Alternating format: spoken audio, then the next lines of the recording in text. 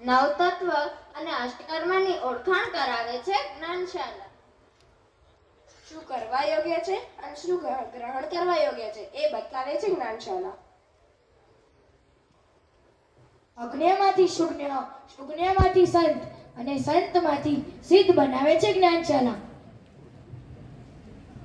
મોહનમાંથી મુદિત અને મહાસમર બનાવે છે જ્ઞાનશાળા.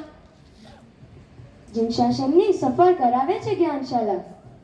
કદમૂળ અને પક્ષી અપક્ષનો વિવેક કરાવે છે જ્ઞાનશાળા. નાના નાના જીવોની દયા પાડતા શીખડાવે છે જ્ઞાનશાળા. અનાદિપતિ ગુરુદેવ શ્રી તુલસીનું સપનું છે જ્ઞાનશાળા. તો ગુરુદેવ આજે આપની સામે પ્રસ્તુત છે ભુજ જ્ઞાનશાળા.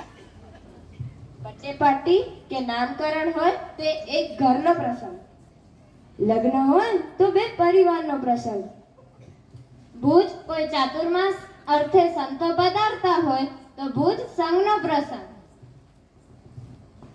કિંતુ મર્યાદા મહોત્સવ એટલે તેરાપન સંઘના હર ઘરમાં પ્રસંગ.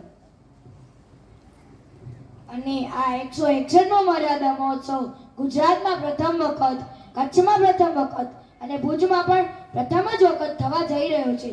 એટલે હર ગુજરાતવાસી, કચ્છવાસી અને ભુજવાસીના ઘરમાં પ્રસંગ.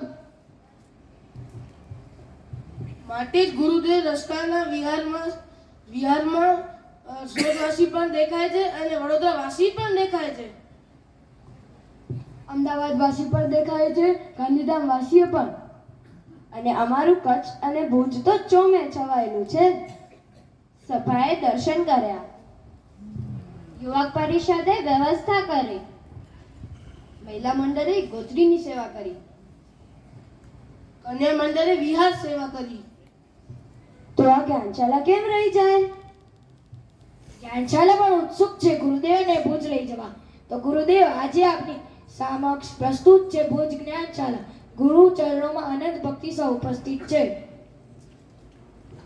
જેમ રોઝ ડે અને ચોકલેટ ડે ઉજવાય, મધર્સ ડે અને ફાધર્સ ડે ઉજવાય, જેમ ફ્રેન્ડશિપ ડે અને વેલેન્ટાઇન્સ ડે ઉજવાય, આ બધા તો વેસ્ટર્ન કલ્ચરના ડેઝ છે. તો ગુરુદેવ કચ્છ ભુજમાં મર્યાદા મહોત્સવ સેલિબ્રેટ કરવા આવી રહ્યા છે. એટલે કે મર્યાદા મહોત્સવ ઉજવવા આવી રહ્યા છે.